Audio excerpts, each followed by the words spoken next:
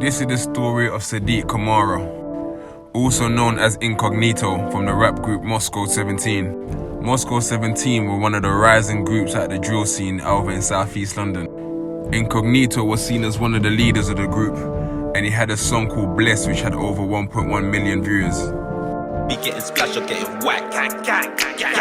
My team on rollie, still ride on jewelry. Some say I've changed, but this is the new me. This is the new me. Still love her beauty. Love me a girl that is still bad on bullshit. Still ride on hot boys, this ain't a new thing. Shook hands and In 2018, him and a fellow Moscow member were found not guilty of a murder of a 17-year-old from South London.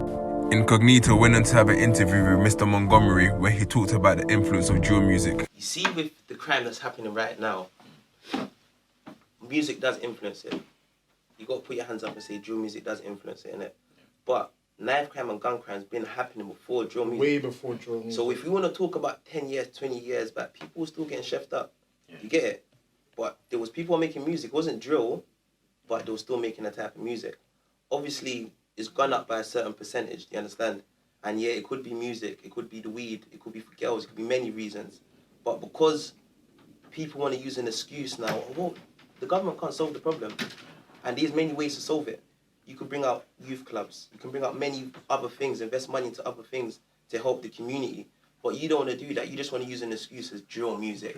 It's drill music, black boy drill music. No, how about you go invest money, you go make some youth centres. Invest money, go make a new 4G pitch in the area. Then you see what progress will happen. If you can't take that step, then how can you just blame drill music? Later that year, Incognito got into a situation where a man's watch was stolen.